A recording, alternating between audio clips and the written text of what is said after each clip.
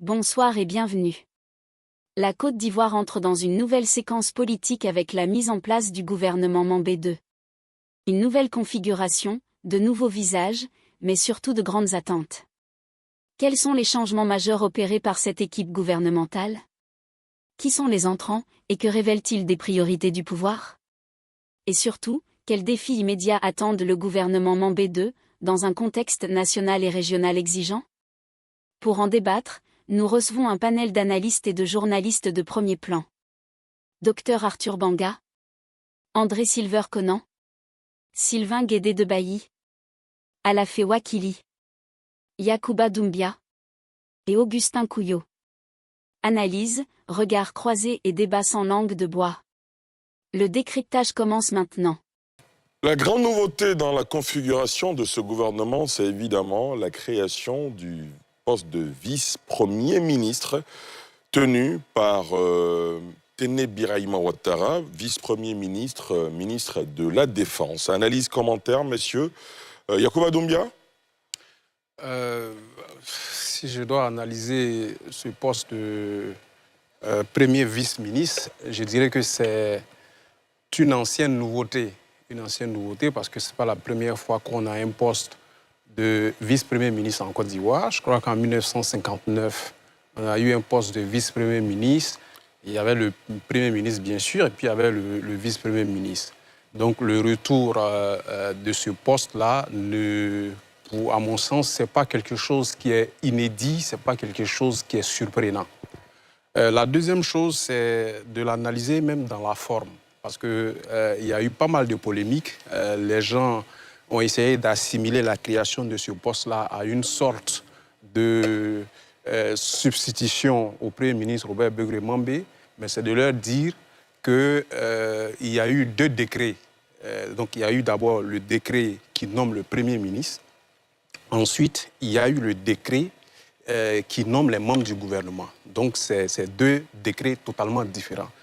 Et le décret qui nomme les membres du gouvernement, c'est dans ce décret-là qu'il y a le vice-premier ministre, qui est un membre du gouvernement à part entière. La différence, c'est qu'il est un cran au-dessus des ministres d'État, mais il est membre du gouvernement. Donc c'est ce qu'on peut dire pour le moment en ce qui concerne la forme, relativement à la création du poste de vice-premier ministre. Peut-être que dans le fond, plus tard, on pourra y revenir. Bien sûr. André Silver Conan? Article 70 de la Constitution ivoirienne, le président de la République nomme le Premier ministre, chef du gouvernement, il met fin à ses fonctions. Et dans l'alinéa 2, l'article dit « Sur proposition du Premier ministre, le président de la République nomme les autres membres du gouvernement. » L'article dit bien « les autres membres du gouvernement ». Dans l'article 81, on lit le gouvernement comprend le Premier ministre, chef du gouvernement et les autres ministres. Vous voyez que dans le premier article, on dit les autres membres du gouvernement et dans l'article suivant, on dit les autres ministres. Dans l'article 67, on dit le président de la République est le chef de l'administration. Il nomme aux emplois civils et militaires. Je pense que c'est dans ce sens que, depuis toujours, quand vous notez bien l'article 70, qui n'a pratiquement pas changé depuis bien longtemps, le poste de ministre d'État, par exemple, n'apparaît pas dans la Constitution en tant que tel. Et pourtant, du président Félix Houphouët-Boigny au président Alassane Ouattara, en passant par les présidents Henri Konan Bédié, les présidents Laurent Gbagbo et même le général Robert Guéry, il y a eu des ministres d'État, il y a eu des ministres délégués, il y a eu donc, par exemple, sous le président Henri Konan Bédié, il y a eu des ministres résidents, Ayam Soukro par exemple, et c'est par rapport à cet article 67 qui fait du président de la République le chef de l'administration que, par exemple, le président Laurent Gbagbo décide que l'inspection générale d'État, qui était alors une direction, devient une institution. Et donc, c'est la Constitution de la Côte d'Ivoire qui permet au président de la République de faire ses nominations. Personnellement, lui donne le pouvoir d'avoir l'opportunité de la création des postes. Personnellement, j'aurais souhaité qu'on s'en tienne à ce qui est écrit dans la Constitution, à savoir Premier ministre, ministre, point à la ligne. Mais la Constitution, les textes eux-mêmes donnent la prérogative au président de la République de nommer des responsables de l'administration aux postes et aux fonctions qu'il veut. Et donc, c'est tout à fait dans son droit. Par ailleurs, je note que, en fait, dans ce nouveau gouvernement, il faut bien regarder, il faut retourner au discours prononcé par le président de la République en fin d'année. Vous noterez qu'il avait mis l'accent sur la défense et la sécurité. Donc c'est une mise en puissance de la défense du fait du contexte sous-régional et international. Alafé Wakili? Moi, les deux intervenants précédents. Les deux intervenants ont déjà dit l'essentiel, mais je pense que les réactions, ce qui suscite réaction, c'est peut-être l'identité du vice-premier ministre. Puisqu'il vient d'être démontré que ce n'est pas un acte illégal, ce n'est pas un acte inconstitutionnel, ce n'est pas un acte antidémocratique. Je pense que c'est l'identité et la personnalité du vice-premier ministre qui dérange. Peut-être que si une autre personnalité avait été nommée vice-premier ministre, je ne sais pas, Anou Loto ou Kaba Nialé, peut-être il y aurait eu moins de commentaires. Mais la question est de savoir pourquoi pourquoi le vice-premier ministre peut tant déranger? Pourquoi ce soupçon qu'il ne va pas s'entendre avec le premier ministre chef du gouvernement, alors que selon le décret, c'est le premier ministre chef du gouvernement qui l'a proposé? D'emblée, c'est ce que moi je peux dire. Je veux dire que ce qui inquiète, c'est l'identité du vice-premier ministre. Mais pourquoi l'identité devrait déranger? Bon, quand on va plus loin, le fait qu'il soit le frère cadet du président de la République peut gêner des gens. Le problème, c'est qu'il est ministre d'État, ministre de la Défense, sans que ça dérange. Je ne comprends pas pourquoi, quand il devient vice-premier ministre, ça peut déranger. Il était ministre d'État, ministre de la Défense. Il a été ministre à la présidence de la République. Il gère l'armée de Côte d'Ivoire, un domaine important, un ministère de souveraineté. Il le fait bien d'ailleurs, ça ne dérange pas. Mais quand il devient vice-premier ministre et plus si affinité, ça dérange. Il faut peut-être poser la question à ceux que ça dérange. Très bien. Sylvain Guédé-Debaï? Oui. Nous avons regardé un peu ce gouvernement. Je dirais que c'est un gouvernement RHDP avec ses particularités, avec ses points forts et ses points faibles. Ce que je voudrais noter également, c'est que normalement en Côte d'Ivoire, la nomination des membres du gouvernement est à la discrétion du président de la République.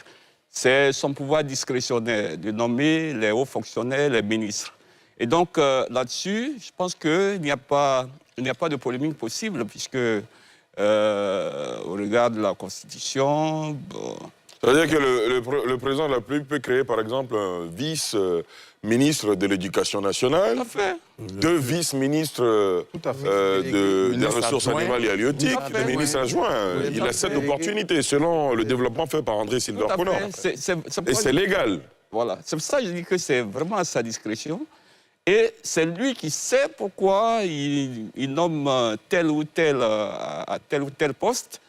Mais il y a aussi, comme dans toute entreprise, on parlerait de fiche de poste. Qu'est-ce qu'il met là-dedans? Qu'est-ce qu'il met dans cette dénomination? Donc, à ce niveau, pas de problème. Et justement, je vous demanderai tout à l'heure, qu'est-ce que vous pensez qu'il y aura dans ces prérogatives? Oui, mais si vous voulez, vous pouvez anticiper. C'est un vice-premier ministre, c'est-à-dire que d'emblée, on dirait qu'il supplée le Premier ministre quand il n'est pas là. Voilà. Bon, Et mais qu'il moi, je coordonne dirais aussi que- l'action gouvernementale. Ah, tout à fait. En tant que ministre d'État par le passé, c'était comme une fonction de vice-premier ministre qu'il assumait déjà. Donc, dans ce gouvernement-ci, le président a décidé de clarifier beaucoup plus sa position dans l'ossature. Je note également que dans ce gouvernement RHDP, il y a des carriéristes. Quand je dis carriéristes, ce sont des gens, des ministres qui ont commencé depuis l'ère Ouattara et qui continuent encore. Anouloto, comment on l'appelle, des gens comme le général Vagondo, etc. Il y a bien d'autres. Pardon, Modeste, c'est récent. Voilà, oui, mais... S'il vous ce sont des plaît, carriéristes, laissez-le. Si vous avez des observations, vous les ferez plus tard. Donc, il les a maintenus à ces postes. Ce sont ces hommes de confiance. Là-dessus également, bon, je n'ai pas beaucoup de commentaires. Je note également que c'est un gouvernement politico-technocratique, parce que, outre ce que j'appelle les carriéristes, qui sont les fidèles du président de la République et qui sont même des politiques avérés, il y a une certaine dose de changement en introduisant des personnalités qu'on ne connaissait pas toujours. Je vais pour preuve le ministre de la transition numérique. Djibril Ouattara. Oui, qui était technocrate avéré. Djibril Ouattara, qui a été l'ancien patron de MTN Côte d'Ivoire, qui est un diplômé de MIT aux États-Unis. Donc, il est au poste qu'il mérite. Voilà. Ce que je ne savais pas de lui, c'est que je ne savais pas qu'il était RHDP à l'époque. Bon, justement. on ne dévoilerait pas toutes les facettes de l'homme. Mais je dis que... Est-ce que c'est son militantisme qui a prévalu à sa nomination au mais gouvernement? écoutez- C'est une autre question. Voilà, écoutez, dans ce gouvernement, et par habitude, Alassane Ouattara ne nomme pas très Bini souvent Kono est militant des gens qui ne RHDP. sont pas C'est une RHDP, autre question. qui ne sont pas de son parti. Voilà, donc s'il a été nommé, c'est que peut-être que quelque part, il épouse bien Il est à tout le moins la ligne du sympathisant. président de la République. Et puis bon, peut-être que, bon, quelque part, il a eu un militantisme, même s'il n'est pas avéré, mais qui a permis au président quand même de le repérer, de le nommer. Donc, c'est un gouvernement qui aussi, quand on regarde bien, fixe le cap pour 2030. Parce que 2030, le président a parlé de transmission générationnelle du pouvoir.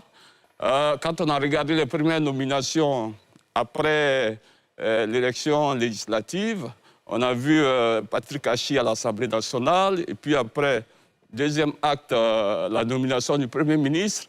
Bon, jusque-là, c'est toujours les mêmes personnes, ça ne surprend pas. On a pensé qu'avec la formation du gouvernement, il allait y avoir vraiment beaucoup de changements.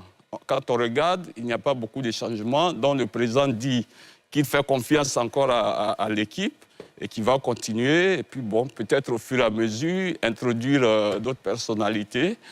Bon, voilà, vraiment, voici ce qu'on peut dire, ce que je peux dire pour le moment sur ce gouvernement. Il y a aussi des dénominations qui ne changent pas beaucoup.